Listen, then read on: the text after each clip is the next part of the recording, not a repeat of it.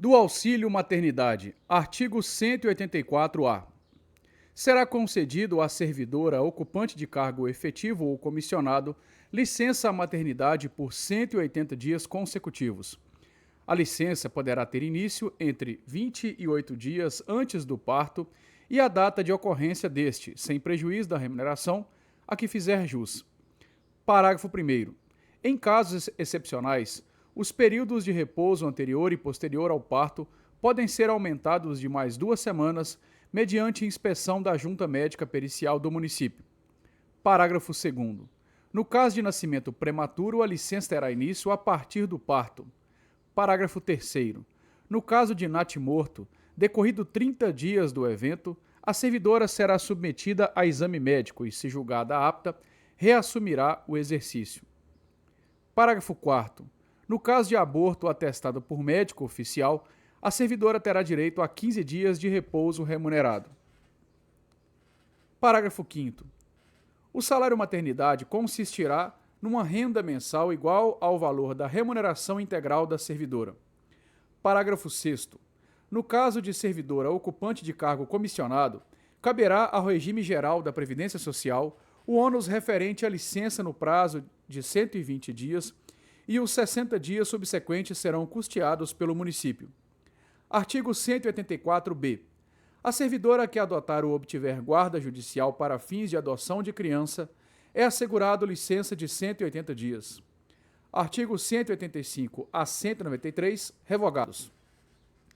Artigo 194. O funcionário e o inativo são obrigados a comunicar ao seu chefe imediato, dentro de 30 dias, qualquer alteração que se verifique na situação dos dependentes, da qual decorra supressão ou redução no salário-família. Parágrafo único. A inobservância dessa disposição determinará a responsabilidade do funcionário ou do inativo. Artigo 195. O salário-família será devido a partir do mês em que for requerente e será pago juntamente com o vencimento, remuneração ou provento, independentemente da publicação do ato de concessão. Artigo 196. O valor do salário-família será o fixado na legislação federal. Das gratificações. Artigo 197. Conceder-se-ão gratificações, inciso 1, de função, 2, de representação, 3, pela prestação de serviço extraordinário, 4, pela execução ou colaboração em trabalhos técnicos ou científicos fora das atribuições normais do cargo, 5, pela execução de trabalhos de natureza especial com risco de vida ou saúde, 6, pela participação em órgão de deliberação coletiva, 7, pelo exercício de encargo de auxiliar ou de membro de banca ou comissão de concurso. 8. Pelo exercício de encargo de auxiliar de professor de curso legalmente instituído. 9. Adicional por tempo de serviço. Parágrafo único. As gratificações constantes dos itens 1, 2 e 5 serão fixadas em lei. Artigos 198 a 200 revogados. Artigo 201. A gratificação pela execução ou colaboração em trabalhos técnicos ou científicos de utilidade para serviço público municipal será arbitrada pelo prefeito após a conclusão dos trabalhos ou, previamente, quando for o caso. Artigo 212. A gratificação constante dos itens 6, 7 e 8 será fixada pelo prefeito em cada caso. Artigo 203.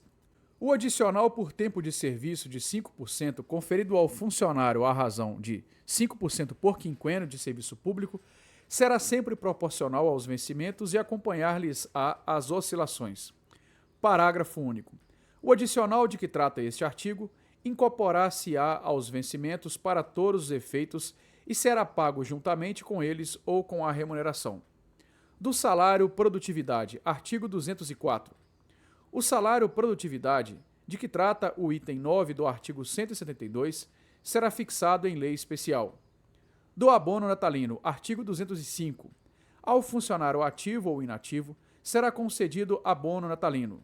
Parágrafo único. O abono natalino corresponderá a um mês de vencimento ou provento, sendo obrigatoriamente pago no mês de dezembro de cada ano. Do regime disciplinar. Dos deveres dos funcionários. Artigo 206. São deveres dos funcionários, inciso 1, comparecer à repartição nas horas de trabalho ordinário e do trabalho extraordinário, quando devidamente convocado, executando os serviços que lhe competirem. 2. Cumprir as ordens superiores, representando quando forem manifestamente ilegais. 3. Desempenhar com zelo e presteza de que for incumbido. 4. Tratar com urbanidade os companheiros de trabalho e as partes atendendo-as sem preferências pessoais. 5. Providenciar para que esteja sempre em ordem, no assentamento individual, sua declaração de família. 6. Manter espírito de solidariedade e colaboração com os companheiros de trabalho. 7. Apresentar-se convenientemente trajado em serviço ou com uniforme, que for determinado em cada caso. 8. Guardar sigilo sobre assuntos da repartição e sobre os despachos, decisões e providências. 9. Representar a seu chefe imediato sobre as irregularidades que tiver conhecimento ocorridas na repartição em que servir ou as autoridades superiores por intermédio do respectivo chefe, quando este não tornar em consideração sua representação. 10. Residir no local onde exerce o cargo em outro vizinho, mediante autorização, se não houver inconveniência para o serviço. 11. Zelar pela economia do material do município e pela conservação do que for confiado à sua guarda e utilização. 12. Atender prontamente, com preferência sobre qualquer outro serviço. A linha A. As requisições para a defesa da fazenda pública. B. A expedição das certidões requeridas para a defesa de direitos. Inciso 13. Apresentar relatório ou resumo de suas atividades nas hipóteses e prazos previstos em lei. 14. Sugerir providências tendentes à melhoria e aperfeiçoamento de serviço. Das proibições. Artigo 207. Ao funcionário é proibido, inciso 1, referir-se de modo depreciativo pela imprensa, em informações, parecer ou despacho, às atividades e atos da administração pública, podendo, porém, em trabalho assinado, apreciá-lo do ponto de vista doutrinário ou de organização do serviço com fito de colaboração e cooperação. 2. Retirar sem prévia autorização da autoridade competente qualquer documento ou objeto da repartição. 3. Atender a pessoa na repartição para tratar de assuntos particulares. 4. Promover manifestação de apreço ou desapreço e fazer circular ou subscrever listas de donativos no recinto da repartição. 5. Valer-se do cargo para lograr proveito pessoal. 6. Coagir ou aliciar subordinados com objetivos da natureza partidária. 7. Praticar a usura em qualquer de suas formas. 8. Pleitear como procurador ou intermediário junto às repartições públicas municipais, salvo quando se tratar de percepção de vencimento ou vantagens de parente até o segundo grau. 9.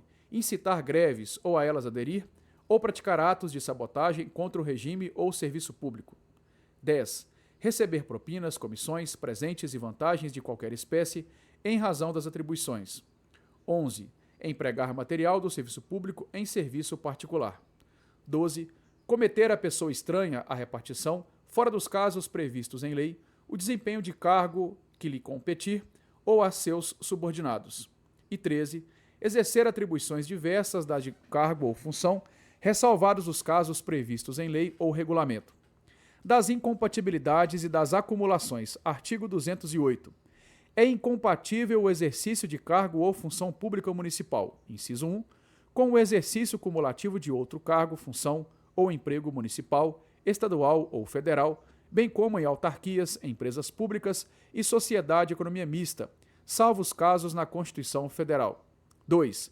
Com a participação de gerências ou administração de empresas bancárias, industriais e comerciais que mantenham relações comerciais ou administrativas com o município, sejam por este subvencionadas ou diretamente relacionadas com a finalidade de repartição ou serviço em que o funcionário estiver lotado. 3. Com o exercício de representação de Estado estrangeiro. 4. Com o exercício de cargo ou função subordinado a parente até o segundo grau, salvo quando se tratar de cargo ou função de imediata confiança e de livre escolha, não podendo exceder de 2 o número de auxiliares nessas condições. Artigo 209. O servidor público municipal não poderá exercer mais de uma função gratificada, salvo na hipótese de exercício cumulativo motivado por substituição temporária. Artigo 210.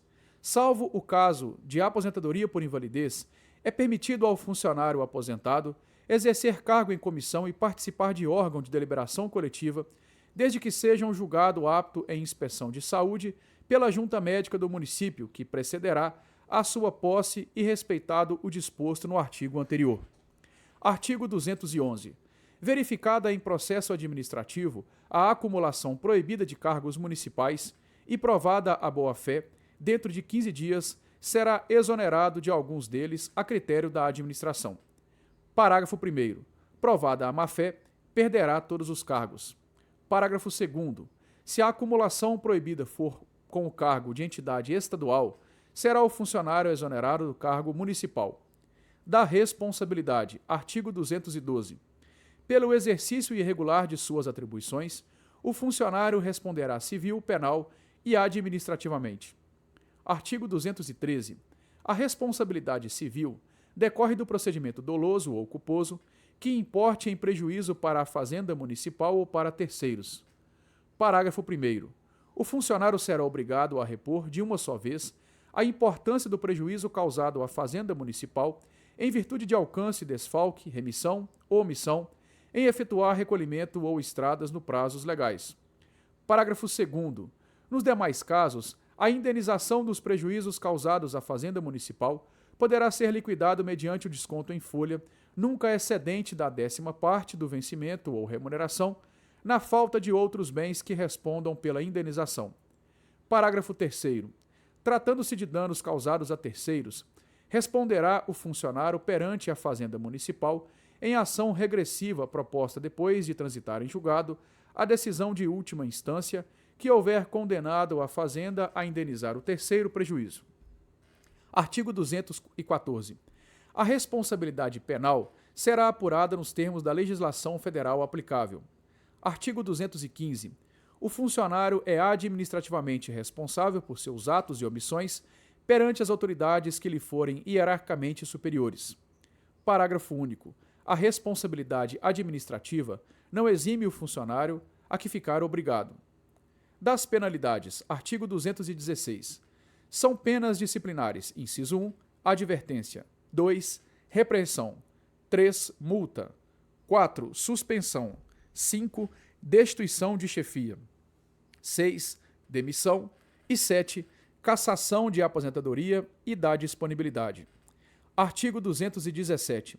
As penas previstas nos itens 2 a 7, sempre registradas nos prontuários individual do funcionário. Parágrafo único.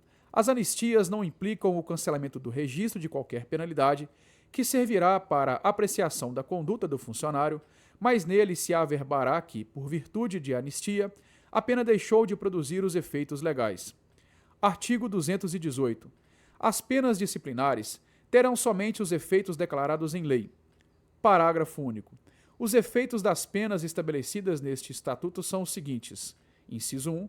A pena de multa implica a perda, para efeito de antiguidade, de tantos dias quanto daqueles que correspondem aos vencimentos perdidos.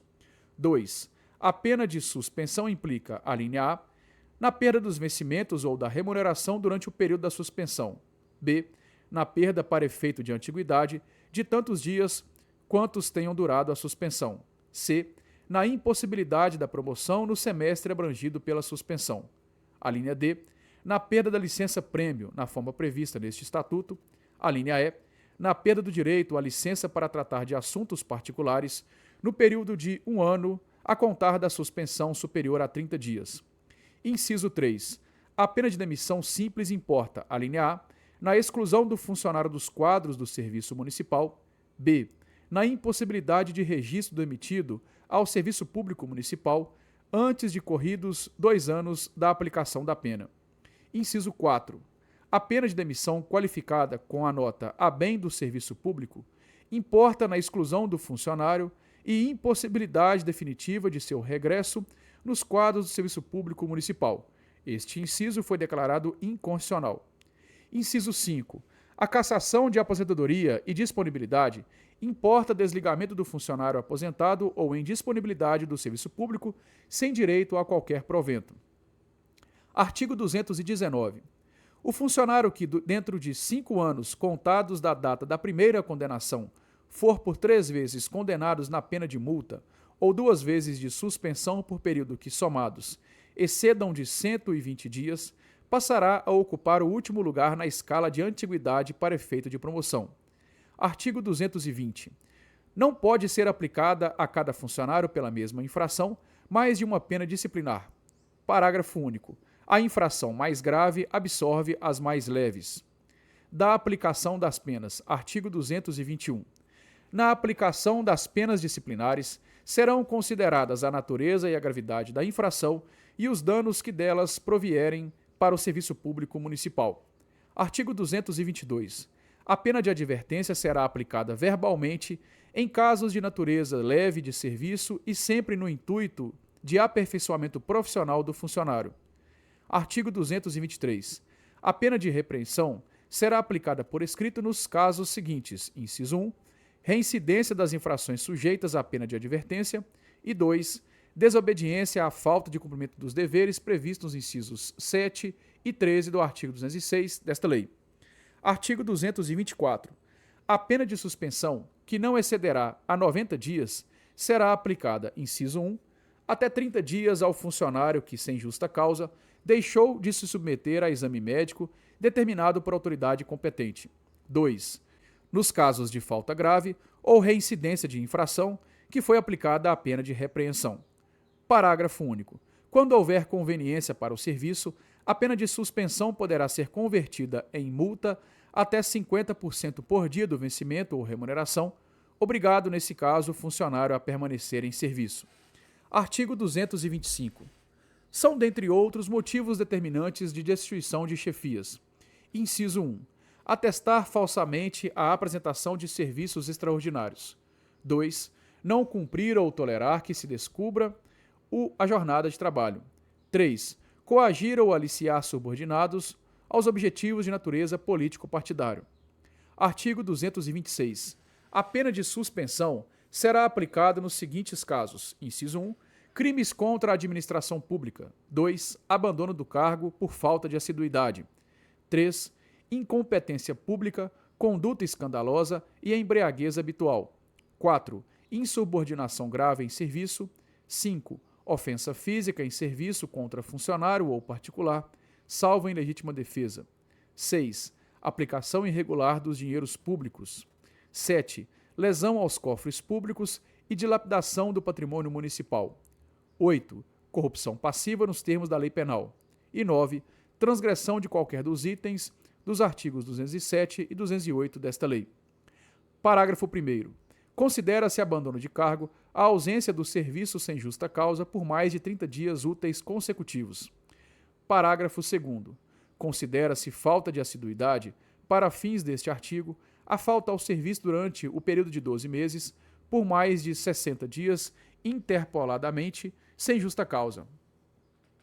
Artigo 227. O ato de demissão mencionará sempre a causa da penalidade e seu fundamento legal. Parágrafo único.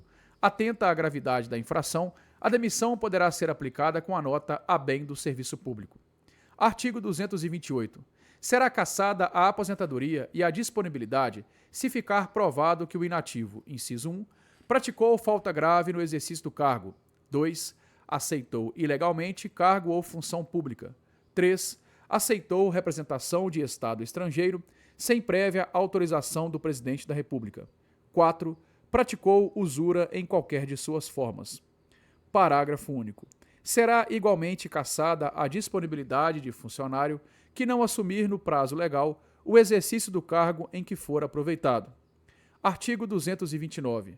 Para efeito de graduação das penas disciplinares, serão sempre tomadas em contas todas as circunstâncias em que a infração tiver sido cometida e as responsabilidades do cargo ocupado pelo infrator. Parágrafo 1º. São circunstâncias atenuantes da infração disciplinar em especial. Inciso 1. O bom desempenho anterior dos deveres profissionais. 2. A confissão espontânea da infração. 3. A apresentação de serviços considerados relevantes por lei. E 4. A provocação injusta do superior hierárquico. Parágrafo 2º. são circunstâncias agravantes da infração disciplinar em especial. Inciso 1. A combinação com outros indivíduos para a prática da falta. 2. O fato de ser cometida durante o cumprimento de pena disciplinar. 3. A acumulação de infrações. E 4. A reincidência. Parágrafo 3º. A acumulação dá-se quando duas ou mais infrações são cometidas na mesma ocasião, ou quando uma é cometida antes de ter sido apurada a anterior. Parágrafo 4º. A reincidência dá-se quando a infração é cometida antes de passado um ano sobre o dia em que tiver findado o cumprimento da pena imposta em consequência de infração anterior. Artigo 230. Prescreverá, inciso 1, em 2 anos a falta sujeita à repreensão, multa ou suspensão. 2. Em 4 anos, as faltas sujeitas, alínea A, à pena de demissão, respeitado o disposto do parágrafo único deste artigo. B. A cassação de aposentadoria ou de disponibilidade. Parágrafo único. A falta também prevista na lei penal como crime prescreverá juntamente com este. Da competência disciplinar. Artigo 231.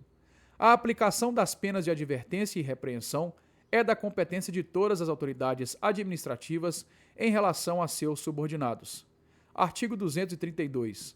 Além do disposto no artigo anterior, são competentes para a aplicação das penas disciplinares, inciso 1, o prefeito nos casos de demissão, cassação da aposentadoria e da disponibilidade, multa e suspensão por mais de 30 dias. Inciso 2, os secretários dos demais casos. Da prisão administrativa e da suspensão preventiva. Artigo 233. Cabe ao prefeito ordenar a prisão administrativa de qualquer responsável pelos valores e dinheiros pertencentes à Fazenda Municipal ou que se acham sobre a guarda desta, nos casos de alcance ou omissão em efetuar as entradas no devidos prazos. Parágrafo 1º. O prefeito comunicará o fato imediatamente à autoridade judicial competente para os devidos efeitos e providenciará, no sentido de ser realizado com urgência, o processo de tomada de contas. Parágrafo 2º. A prisão administrativa não poderá exceder a 90 dias. Artigo 234. A suspensão preventiva, até 30 dias, prorrogáveis por mais 30 dias, poderá ser ordenada pelo prefeito em despacho motivado, desde que o afastamento do funcionário seja necessário para que este não venha dificultar a apuração da falta cometida. Artigo 235. O funcionário terá direito, inciso 1, à contagem de tempo de serviço relativo ao período em que tenha estado preso ou suspenso, quando o processo não houver resultado pena disciplinar ou esta se limitar à repreensão. 2. A contagem do período do afastamento que exceder no prazo da suspensão disciplinar aplicada. 3. A contagem do período de prisão administrativa ou suspensão preventiva e o pagamento do vencimento ou remuneração e todas as vantagens do cargo, desde que reconhecida a sua inocência. Do processo disciplinar e sua revisão. Artigo 236. A autoridade que tiver ciência ou notícia de irregularidades no serviço público municipal a determinar a sua apuração imediata por meio de sindicância administrativa. Parágrafo único. A autoridade que determinar a instauração da sindicância fixará o prazo nunca inferior a 30 dias para a sua conclusão, prorrogáveis até ao máximo de 15 dias, à vista de representação motivada do sindicante. Artigo 237. As sindicâncias serão abertas por portaria em que se indiquem seu objeto e um funcionário ou comissão de 3 funcionários para realizá-la. Parágrafo 1º. Quando a sindicância houver de ser realizada por comissão, a portaria designará seu presidente e este indicará o membro que deva secretariar os trabalhos. Parágrafo 2º. Quando a sindicância houver de ser realizada apenas por um sindicante, este designará outro funcionário para secretariar os trabalhos, mediante a aprovação do superior hierárquico do sindicato. Artigo 238. O processo das sindicâncias será sumário, feitas as diligências necessárias à apuração das irregularidades e ouvido o sindicato e todas as pessoas envolvidas nos fatos, bem como peritos e técnicos necessários ao esclarecimento das questões especializadas.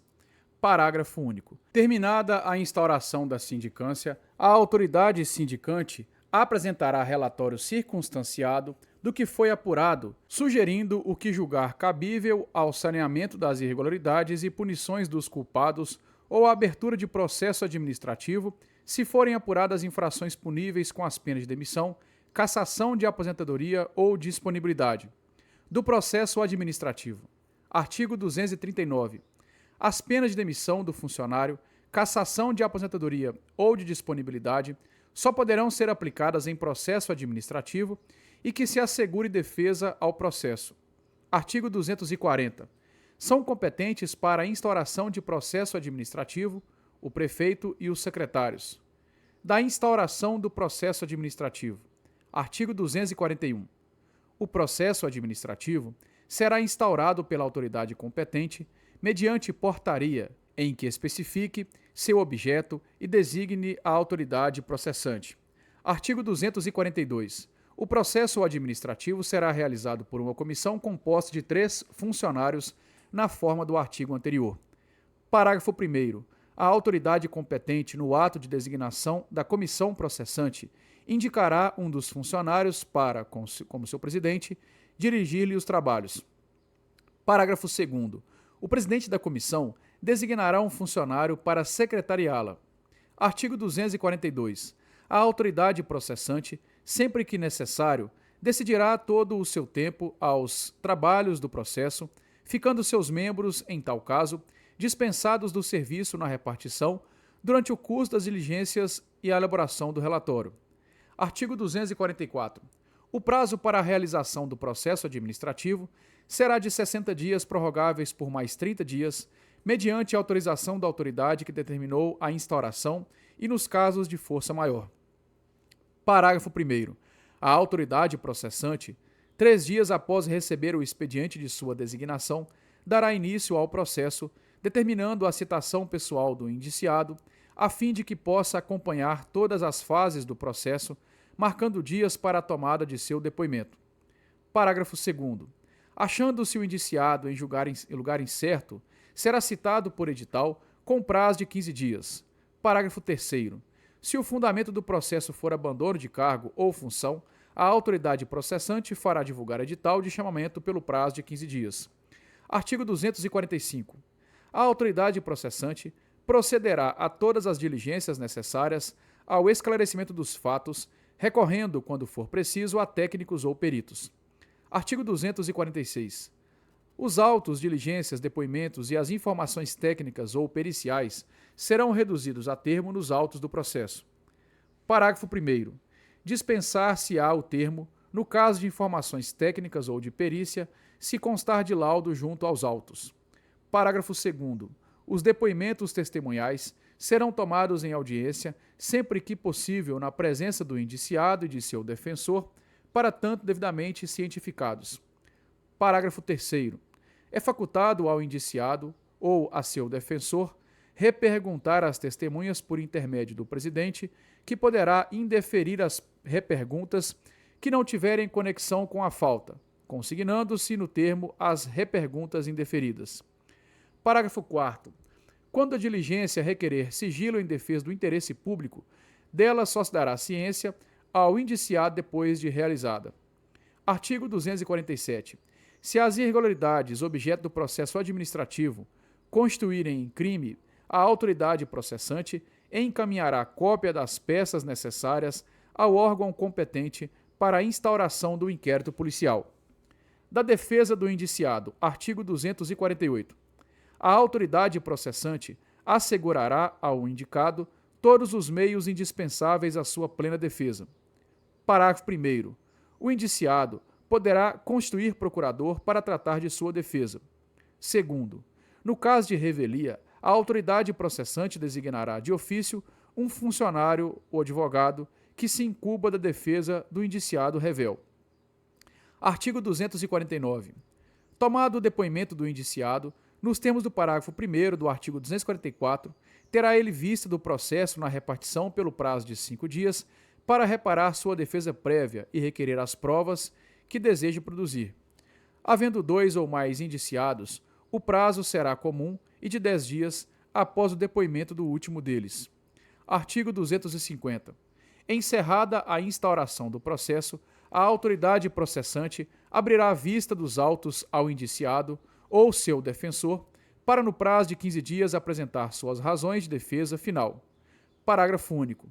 A vista dos autos será dado na repartição onde estiver funcionando a autoridade processante e sempre na presença de um funcionário devidamente autorizado.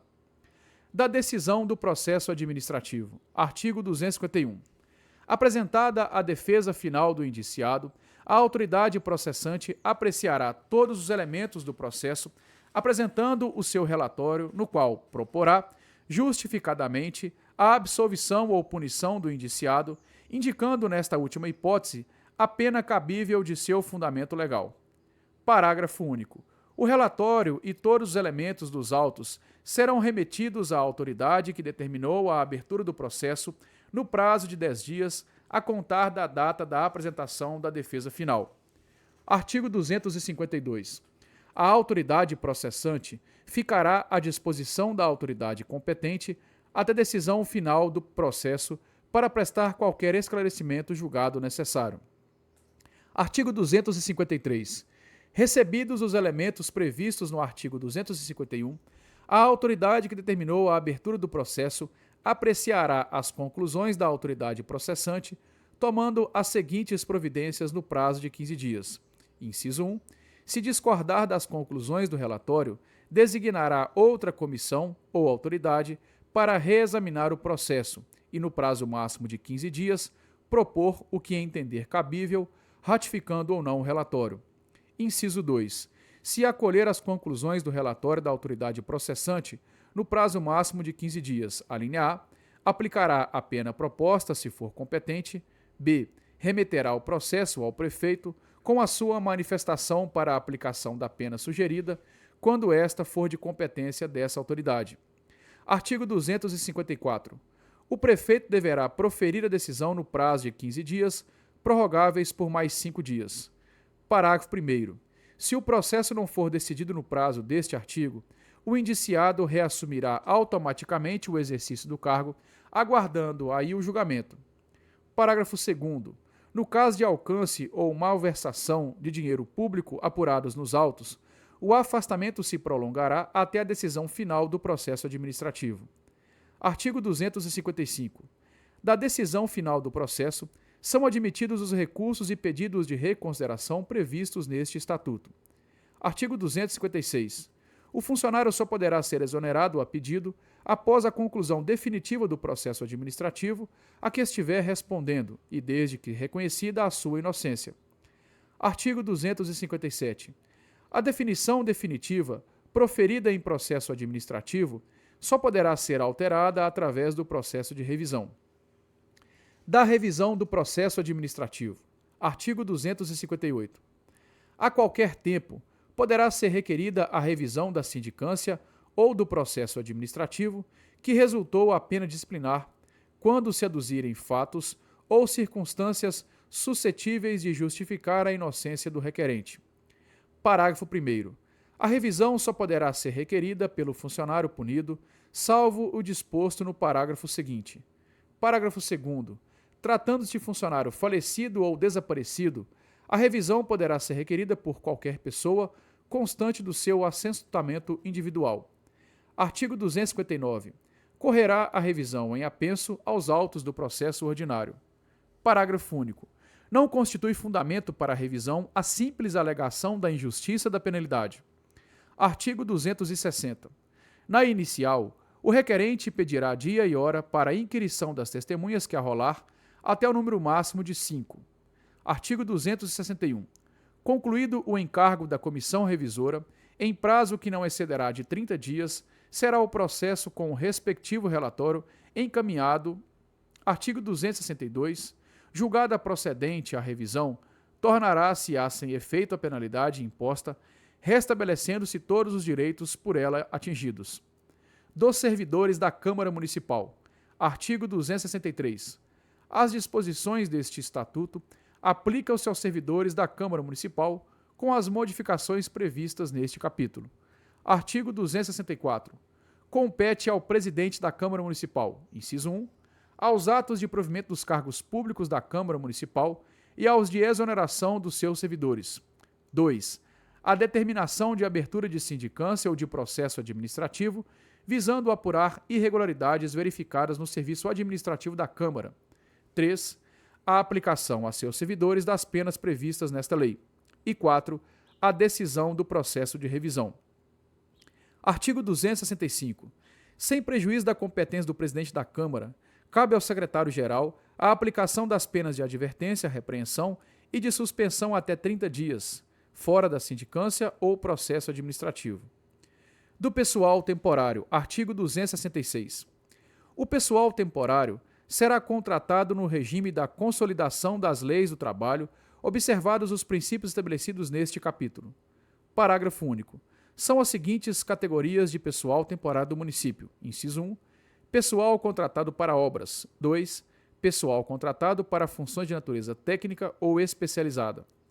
Artigo 267. A contratação do pessoal previsto no artigo anterior, nos órgãos da administração centralizada ou descentralizada, far-se-á observado o seguinte. Inciso 1. As contratações devem ser precedidas de justificativas com a indicação expressa de sua efetiva necessidade e dos recursos orçamentários para as respectivas despesas. 2. Os contratos serão feitos por escrito, na forma da legislação trabalhista. 3. Os salários não poderão ser inferiores ao salário mínimo da região. 4. Quando se tratar de pessoal especializado ou técnico, é obrigatória a apresentação da carteira profissional, currículo, títulos e indicações de experiência profissional. 5. As contratações deverão ser feitas obrigatoriamente no regime do Fundo de Garantia do Tempo de Serviço. 6. Sempre que possível, e dependendo dos serviços a serem efetuados, ou se o contrato não tiver prazo certo de duração, deverá ser estipulado o período experimental correspondente aos primeiros 90 dias. 7. Os encargos previdenciários serão obrigatoriamente recolhidos em estabelecimentos oficiais de crédito. 8. O seguro de acidente será feito obrigatoriamente na carteira própria, instrumento do contrato, dispensando-se as exigências iniciais. 9. As prorrogações de contratos serão feitas por simples adiantamento no próprio instrumento do contrato, dispensando-se as exigências iniciais. E 10. Para todas as contratações, serão exigidas idade mínima de 18 anos e máxima de 50 anos, e a apresentação de atestado médico e aubiografia fornecida por entidades oficiais ou que forem indicadas pelo município. Artigo 268. Observada a rigorosa ordem de classificação e feitas as contratações, perderá a prova de seleção a sua validade, não assistindo qualquer direito à eventual contratação futura para os demais candidatos aprovados. Artigo 269. As disposições deste artigo não se aplicam às contratações de pessoal para obras, assim entendidos os que vão executar trabalhos braçais. Artigo 270. Não se aplica aos contratos do regime da consolidação das leis de trabalho qualquer dispositivo, licenças e outros direitos e vantagens, nem o regime disciplinar. Parágrafo único. Os direitos e vantagens e do regime disciplinar aplicáveis ao pessoal contratado, nos termos do presente capítulo, são aqueles previstos na legislação trabalhista. Das disposições finais. Artigo 271. O dia 28 de outubro será consagrado ao funcionário municipal. Artigo 272. Contar-se-á por dias corridos os prazos previstos nesta lei. Parágrafo único. Na contagem dos prazos, salvo disposição em contrário, excluir-se-á o dia do começo e incluir-se-á o do vencimento, se este dia cair sábado, domingo, feriado ou ponto facultativo, o prazo considerar-se-á prorrogado até o primeiro dia útil. Artigo 273. São isentos de requerimentos, certidões e outros documentos que na ordem administrativa interessem ao servidor público municipal ativo ou inativo. Artigo 274. Por motivo de convicção filosófica, religiosa ou política, nenhum funcionário poderá ser privado de qualquer de seus direitos, nem sofrer alteração em sua atividade funcional. Artigo 275. Nenhum funcionário poderá ser transferido de ofício no período de 6 meses anterior e no 3 posteriores às eleições. Artigo 276. É vedada a transferência ou remoção de ofício do funcionário investido em cargo eletivo, desde a expedição do diploma até o término do mandato. Artigo 277. Ao funcionário público municipal, fica assegurado o direito à perpetuação gratuita de sua sepultura, mediante requerimento do cônjuge, ascendente ou descendente. Artigo 278. A presente lei é extensiva, inciso 1, aos funcionários do Departamento Rodoviário Municipal e do Instituto Municipal de Previdência e Assistência Social. 2. Aos extranumerários, com estabilidade ou não, no que couber. Artigo 279. O prefeito expedirá a regulamentação necessária à perfeita execução desta lei, observados os princípios gerais nela consignados. E artigo 280.